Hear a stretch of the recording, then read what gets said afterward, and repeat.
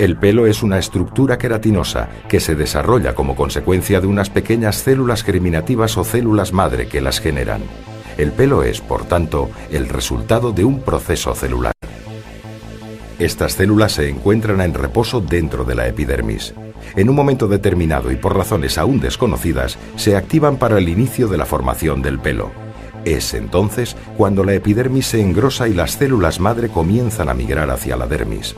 Una vez allí, las células madre comienzan el proceso de creación del pelo, iniciándose por la zona más profunda. El bulbo está unido como un corchete a la papila dérmica. A través de la comunicación establecida entre el tejido epitelial del bulbo y el tejido conectivo de la papila, se comienza a intercambiar mensajes provocando que estas células inicien la multiplicación de los queratinocitos en la parte más baja del bulbo. El pelo es, por lo tanto, la consecuencia de una multiplicación celular llamada mitosis. La presión hacia arriba de estos queratinocitos es lo que obliga al tallo piloso a subir hasta la superficie. El pelo tiene la tasa más alta de multiplicación celular del cuerpo humano. Esto explica su increíble velocidad de crecimiento de casi 1 centímetro en pocos días. Esta fase de crecimiento puede durar desde unos pocos meses hasta los 10 años y se llama anágena. En un momento determinado se frena la producción de queratinocitos y el pelo entra en una fase llamada catágena, que puede durar entre 1 a 3 semanas.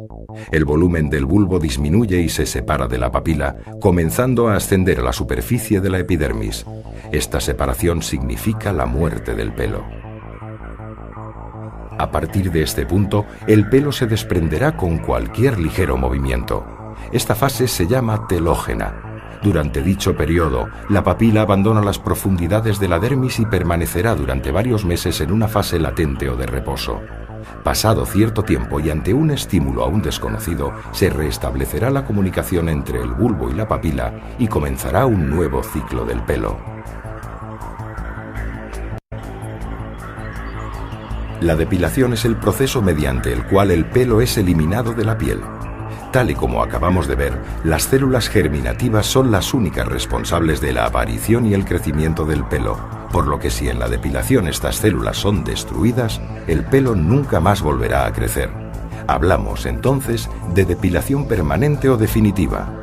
Por el contrario, si solo se elimina el pelo y las células permanecen inalteradas, el folículo piloso crecerá de nuevo, como consecuencia de que estas células, pasado un tiempo, volverán a generar queratina y vello. Estaríamos hablando entonces de depilación temporal. Veamos algunos casos de depilación temporal. En el rasurado, por ejemplo, lo único que se realiza es un corte de la parte exterior del pelo, por lo que el resto permanece inalterado y, por supuesto, las células continúan vivas. Pasadas unas horas, el pelo vuelve a salir a la superficie.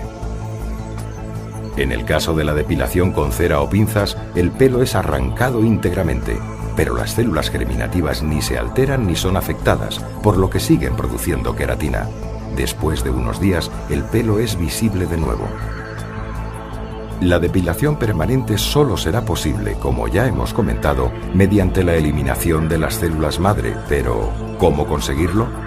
La única manera científicamente probada hasta ahora es a través del calentamiento del pelo, que actúa de conductor térmico por encima de los 60 grados, temperatura que hace que se degeneren las células germinativas que están en contacto con la base del pelo. La cuestión radica en cómo calentar el pelo, durante cuánto tiempo y a qué temperatura. ¿Cómo calentar el pelo?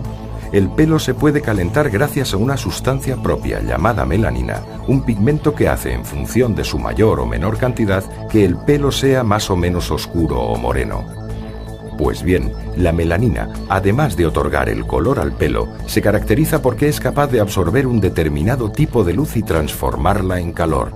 Si la melanina se calienta, el pelo se calienta. Este pigmento no aumenta su temperatura con cualquier luz. Solo lo hace con luz roja pura o lo que es lo mismo, con un láser de diodo. Es importante distinguir entre luces pulsadas y láseres. Las luces pulsadas son de diferentes colores y todos ellos juntos.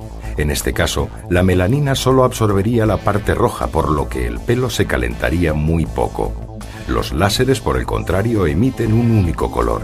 El láser de diodo es el que genera la luz roja pura, y por ello la melanina absorbe toda la luz y el pelo se calienta correctamente. Ahora que sabemos cómo se puede calentar el pelo, es esencial determinar qué temperatura tiene que alcanzar y durante cuánto tiempo. El folículo piloso debe ser calentado como mínimo a 60 grados y conseguirlo en un tiempo inferior a los 30 milisegundos. De esta manera, el pelo y las células se destruyen sin que el tejido que lo rodea se vea afectado. Esta es la llamada teoría de la fototermólisis selectiva. Si no se logra que el pelo alcance al menos esa temperatura y durante ese tiempo, los resultados no son efectivos. Por eso, solo los equipos con potencia y que disponen de unos parámetros muy determinados son los que lo consiguen. La energía necesaria para este proceso es muy alta y por ello se precisa necesariamente de un sistema de frío que proteja la piel.